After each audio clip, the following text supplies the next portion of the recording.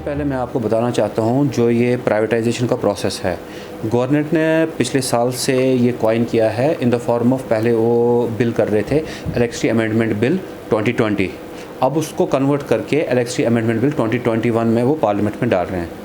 Electricity amendment bill 2021 is actually the main जो central government चाहती है लॉ बनाना, जिससे पेव वे हो प्राइवेटाइजेशन ऑफ डिस्कॉम्स मतलब डिस्ट्रीब्यूशन कंपनीज, डिस्ट्रीब्यूशन कॉरपोरेशंस। तो गवर्नमेंट का मकसद यही है कि वो गवर्नमेंट सेक्टर में जो भी हमारे डिस्कॉम्स है, जो भी पूरे ऑल ओवर इंडिया, उनको प्राइवेट एंटिटीज़ में कन्वर्ट किया जाए, यानी कि कंपनीज़ के सुपुर्द किया जाए। इसके रिगार्डिंग मैं आपको बताना चाहता हूँ, लास्ट ईयर जैसे आपने बात की, हमारे डिपार्टमेंट को कॉरपोरेशन में अनबंडल किया गया।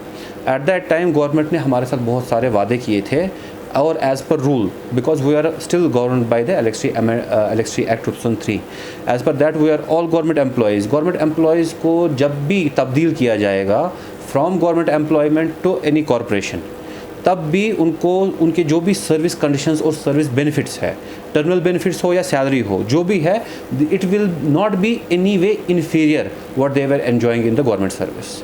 सबसे बड़ी चीज़ है हमारी जो ग्रांट इन एड आता है आजकल कॉरपोरेशन में, हमारी तनख्वाह, वो हमारे टाइम पे तनख्वाह नहीं आती है।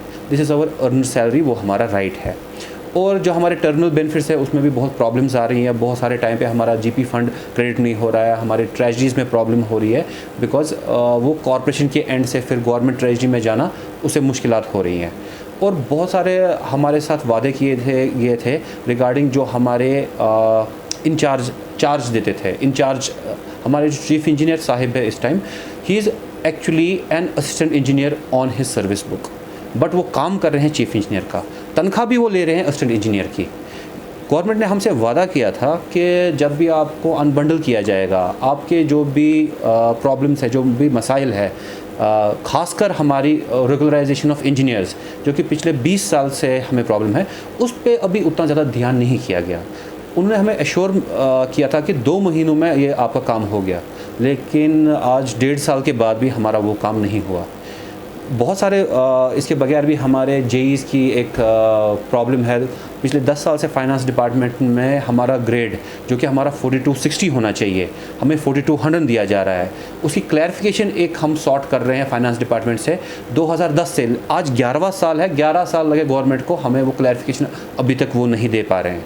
जब ये चीज़ें गवर्नमेंट नहीं कर पा रही है, तो वो कैसे हमसे ये चाहते हैं कि जब उन्हें अपने वादे पूरे नहीं किए कि वो हमें कन्वर्ट कर दे गवर्नमेंट मुलाजमत से, हमें कन्वर्ट कर दे प्राइवेट मुलाजमत में, और हमारे सारे सर्विस बेनिफिट्स को गारंटी करेंगे, बिकॉज गवर्नमेंट इससे पहले अपने वादों पर खरी नहीं उतरी है। ये हमारे खदशात है। मुझे बोलिए से आपने किया, हमने बहुत सैनिटाइजेशन की इन द फॉर्म ऑफ, हमने इंफॉर्मेशंस, हम अपने कैंप्स लगाते हैं, बिजली कैंप्स लगाते हैं, हम बहुत सारे हमारी स्कीम्स निकलती है जिसमें हम वेवर देते हैं एक्सेस बिलिंग, जिनको बहुत टाइम से जिन्होंने पेमेंट नहीं की है बिजली बिल का, बहुत सारी स्कीम्स आती है हमें, जिसमें हमने बहुत सारे लोगों को अवेयरनेस की। अवेयरनेस में बहुत सारे लोग हमारे सामने आए, और जो 10-10 साल से 5 साल से बिल्स नहीं भर रहे थे, हमने एक एवेन्यू देके एक स्कीम के अंडर वो भी बिजली बिल्स भर रहे हैं। एवेन्यू से आ गए, लेकिन जब हम देखें कि हमारे एट मतलब UT level, in the whole level, हमारे पास बहुत ही सारे टीएनडी लॉसेस जिनको हम बोलते हैं, और एटीएनसी लॉसेस हैं, जो कि जितना हम बिजली बेचते हैं उतनी हमें इनकम, रेवेन्यू जनरेशन वापस नहीं आती है। लेकिन उसके भी कुछ रीज़न्स है, इन टीएनडी लॉसेस के रीज़न्स है, जो कि हमारा इंफ्रास्ट्रक्चर है। इंफ्रास्ट्रक्चर में गवर्नमेंट ने बहुत हमसे वादा किया था, जब हमारा डिपार्टमेंट अनबंडल होके कॉरपोरेशन में बना था, गवर्नमेंट ने हमें बोला था कि हम जी इतना पैसा इन्फ्यूज़ करेंगे ईयरली, जिससे हमारा इंफ्रास्ट्रक्चर इंक्रीज़ होगा, इंफ्रास्ट्रक्चर बेटर होगा, जिससे हमारे ये टीएनडी लॉसेस और एटीएनसी लॉसेस कर्ब होंगे। जब एटीएनसी लॉसेस कर्ब होंगे, हमारा रेवेन्यू, हमारा जो शॉर्टफॉल आता है रेवेन्यू में, वो डिक्रीज़ होगा, shortfall, and we will go towards betterment in the form of, इंशाल्लाह। एक रोड मैप दिया गया था, उस एक डॉक्यूमेंट है जिसमें हम बोलते हैं SO 109, जो कि गवर्नमेंट ने ऑर्डर निकाला था।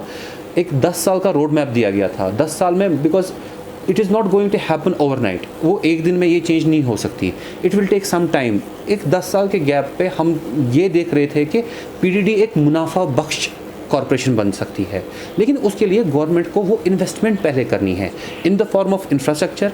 हमारे जो तारें हैं जो 20-20 साल 30-30 साल पुरानी है, आज के टाइम पे तारों के बदले हम केबलिंग करें, कंप्लाइंट मीटरिंग करें, हमारे जो पुराने ट्रांसफार्मर्स हैं उनको रिप्लेस करें, एंड हमारी जो कार्डर स्ट्रेंथ है उसको रैशनलाइज़ किया जाए। मैं आपको इस तरह बता सकता हूँ कि हमारे लास्ट टाइम जो हमारे इंजीनियर साहिबान हैं उनका कार्डर लास्ट टाइम रिव्यू किया गया था 1984 में। 1984 में हमारे 100 रिसीविंग स्टेशंस थे, आज हमारे 750 रिसीविंग स्टेशंस है। आप देखिए हमारा इलाका कितना बढ़ गया है, बट हमारे जो इंजीनियर्स हैं तब भी उतने ही थे, आज भी उतने ही इंजीनियर्स हैं। मींस 100 रिसीविंग स्टेशंस जितने इंजीनियर्स चलाते थे, आज 750 भी उतने इंजीनियर चला सकते हैं। तो पीपल आर गेटिंग ओवरबर्डन्ड। इसमें नीड है, क्योंकि गवर्नमेंट ने एक्सेप्ट किया था अंडर दिस SO 109, नीड है कि रैशनलाइज किया जाए। अगर हमारे इंजीनियर है, इनको एक रिसीविंग स्टेशन ही अलॉट किया जाए। आजकल एक इंजीनियर 5-5 रिसीविंग स्टेशन देखता है, कहीं कहीं तो 7 रिसीविंग स्टेशन पे देखता है। It is not humanly possible कि वो 7 रिसीविंग स्टेशन के एक साथ वहाँ पे पहुँचे। व्हेन ही इज़ ओवरबर्डन तो उसकी प्रोडक्टिविटी पे असर पड़ता है।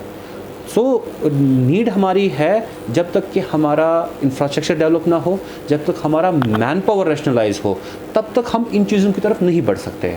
ये ज़रूरी हमें बढ़ना है, ये हमारा काम है, बट उसके लिए गवर्नमेंट ने जो हमारे साथ वादा किया था, जो रोड मैप किया था, उस पर अमल करना है।